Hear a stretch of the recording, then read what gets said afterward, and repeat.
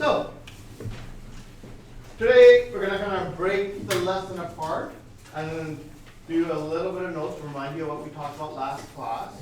I'm going to stop, have you guys work on the first page of the assignment, and then we'll do most of those notes again. So we're going to stop and give you a chance to practice. So last day, what we did is we discussed that, hey, to avoid having to add and subtract fractions when we're solving equations, we're going to get rid of all fractions just by multiplying by the common denominator.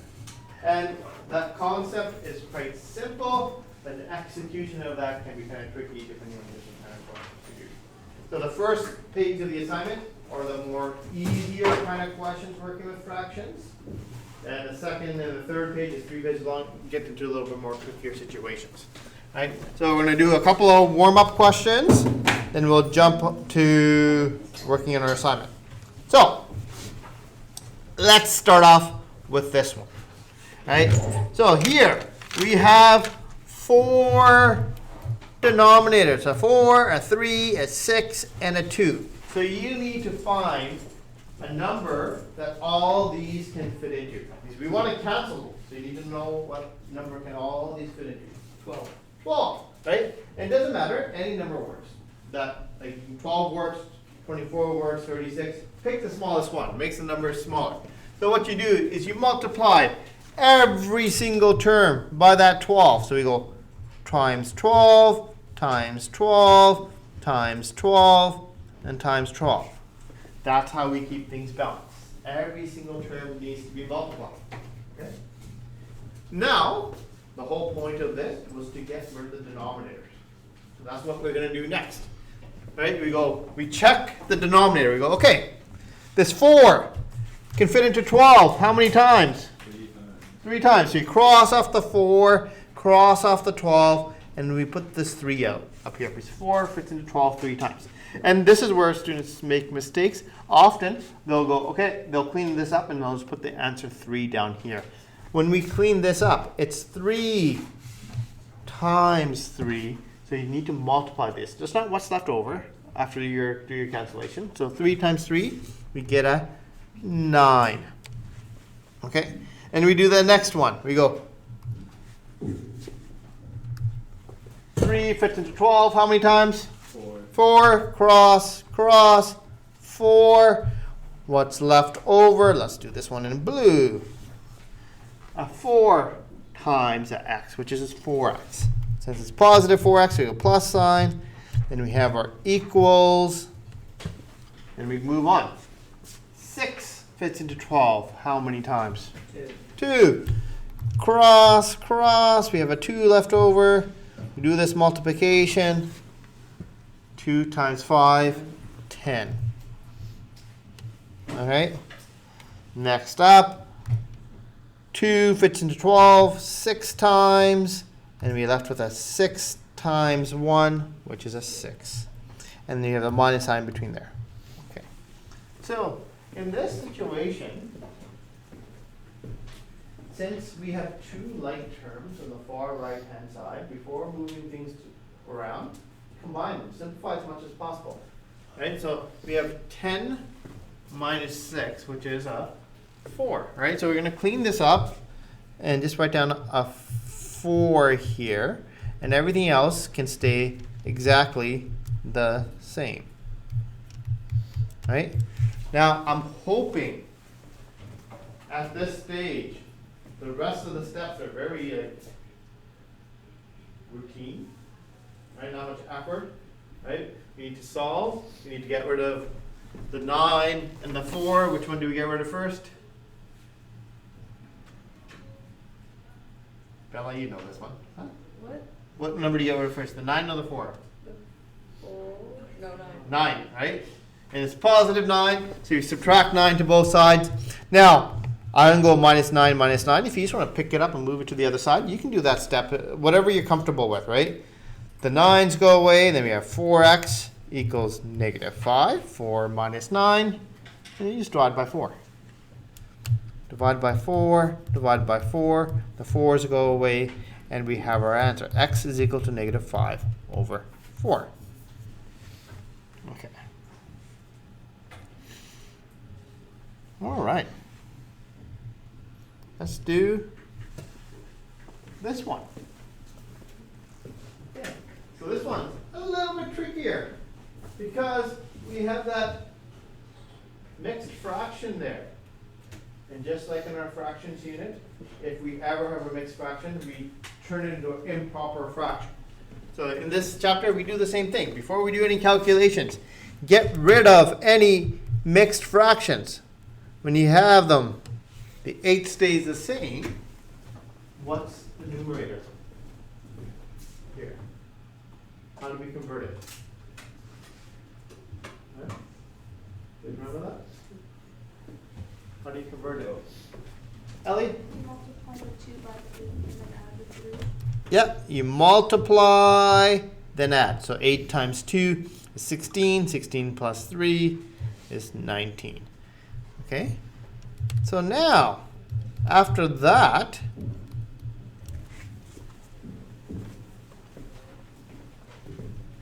we do the stuff what we're trying to learn. We have a 2, 4, and an 8.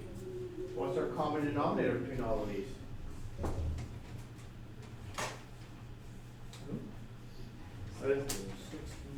16. Okay. 8 would work as well. But you guys said 16, so we're going to multiply everything by 16. 16 there, 16 there, 16 there.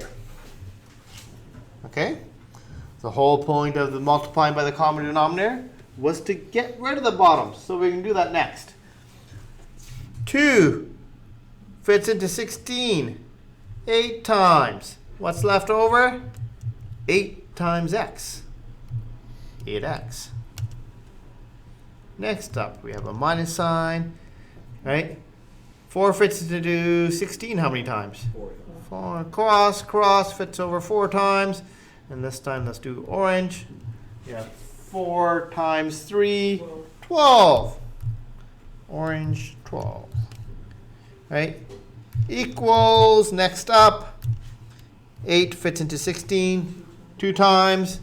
You're left with a 2 times 19, 38. Yeah, that'd be good. All right. So now, easier this one, right? Do we routine? Get rid of the constant first. Add 12, then divide by 8. Right? Add 12, divide by 8. Right? So plus 12 to both sides. I said it in one go, but it's 2 calculations you do. That's 40, 50. Then we divide by 8, divide by 8, and x is 50 over 8. Since those are both even numbers, we can make it smaller. So 25 over 4. So the last question, the very first one on this page, is we're just going to set it up. We're not going to solve it, right? I just want to help you practice getting rid of the denominators. Right, so we have this one over here. Yes? Can we finish this one question? Yep. All right. What's our common denominator? 4. 4. So remember, we multiply every term. Not every fraction, every term. So we said our common denominator is 4, so we times 4 here, times 4 here, and over here. Every term gets multiplied. Okay? Then we do our cleanup. 2 fits into 4 twice. I'm starting from the right side this time. Right? And they have 2, 2 times 1, which is a 2.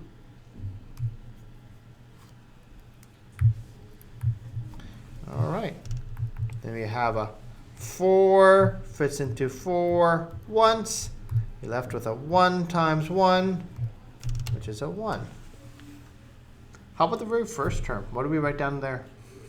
8x. 8x. There's nothing in the bottom to cancel it, right? So it just stays the same. So I'm going to not answer it, because after this point it should be easy. Move the 1 first by subtracting, get rid of the 8, divide by dividing, right? That should be pretty routine. So we're going to stop there. We'll come back to the notes after working on the. So we're going to look at the last situation of solving equations. That's it. We're done solving equations. You're pretty happy with yourselves. Most people, I hear the grade 7s talking next door and they mention the word algebra. They start freaking out. You guys are doing such hard questions, right? So now the harder situation that we're going to start looking at is, what do we do when the fractions start looking more complicated? When looking at the numerator, there's multiple things up there. Well, the answer is we do exactly what we have been doing. Our goal is to get rid of those fractions by turning everything into integers, right? So the steps we do are the same, just slightly more complicated, right? So our first thing we do is we look for that common denominator. We go 2 and a 4 sitting there. What's a common denominator? 4. And we do exactly what we did before, right? And go, okay, I'm going to times 4 to the top here times 4 to the top here, right? So make sure you're always multiplying the tops, right? And we're going to do exactly what we did last time. Is the whole point of this was to get rid of the denominators. We go starting off with the right hand one. We have 4 fits into 4 once, and we're left over with a 1 times 3. Okay, and that is just a 3. Now for the other side. We do the same thing. The whole goal was to get rid of the denominator. We're going to do the same thing. How many times does 2 fit into 4? Twice. So we go cross off. We put the 2 down. Now, here I'm going to ask you to write an extra step. Last time I asked you just to do your calculation in your head and you write down what the answer is. Here, we're going to write down what's left over. We have 2 times the top left over. So I'm going to write that down. I have 2 here times, so I'm going to put it in brackets, what's in the top. Okay. So 2 times the top. Right? And so now this sort of becomes a question from day 4. We have the brackets. We need to get rid of those brackets. We take the number outside and you multiply here. 2 times x is 2x. 2 times -1 is -2. And you have your equals 3. So the mistake that most students will make is they'll put this 2 up here, but then they'll just go 2x minus 1. They'll forget to multiply the second one. So if you write this extra line down, you're less likely to make that mistake. So this 2 needs to multiply everything inside those brackets. So now, it's easy after this one, right? It's just routine. Add 2, the 2 goes away, we're left with a 5 and a 2x, then divide by 2. And you get your answer. Divide by 2, and x is equal to 5 over 2. Okay? So now, it just gets, same concept, just gets a little bit more complicated. That's all we're doing over and over again. So I think the most difficult version of it is right here. Right? So to do this question, first thing I can do is say, hey, rewrite this as a nice looking fraction with clear numerators and clear denominators. If you have something written on the side of a fraction like this, it just belongs in the numerator. So I'm going to rewrite this as 2 like this, x minus 8. And a 3 like this. The other one, we're going to convert. Okay? And you got 4 times 2 is 8. 8 plus 3 is our 11. Okay, so nice clear fractions with clear denominators, clear numerators. and we just begin the same process as we just did. Okay?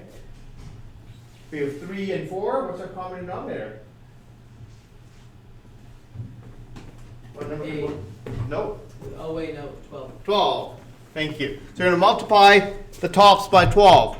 Times 12 here, times 12 here. I'll do the one on the right first because that's the easier one, right? So we go 4 fits into 12 3 times, and what's left over is the 3 times the 11, 33. Okay. Now, lots of caution on the other side. Lots of mistakes that students make executing this.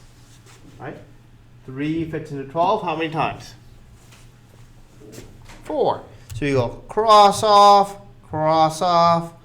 4. Okay? So I'm going to highlight this now. What's left over? Yeah, right there. All right. So now cleaning this up is where students make mistakes. What a lot of students want to do is they want to take this 4 and they want to multiply. So don't write this down. This is what student wants to do. They go 4 times 2 is they want to write down 8, and they want to go 4 times the brackets and 4x minus 8. That is wrong. That's not how we execute this cleanup. Okay? The reason being, off to the side.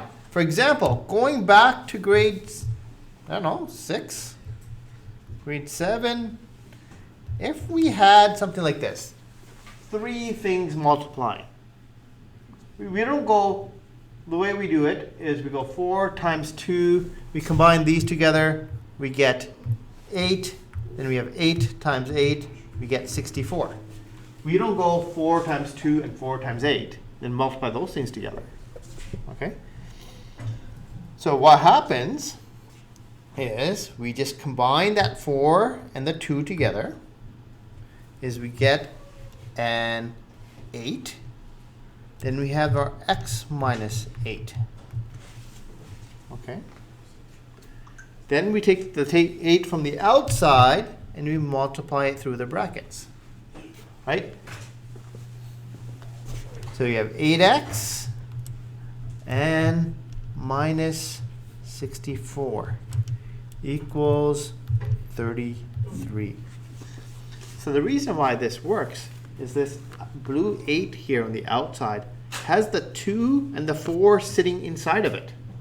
Right? So when we take it and you multiply it into the inside, we're multiplying by the 2 and the 4 all in one step. The other way, when we had the 4 inside the brackets, we're double counting the 4 and you end up with the wrong answer, right?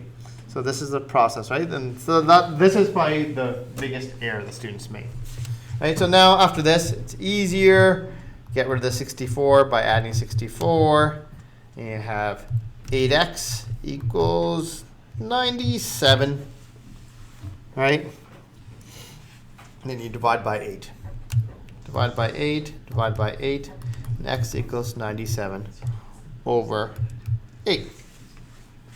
And we'll just stop there. I think that's it. All right? Give you guys a little bit of time.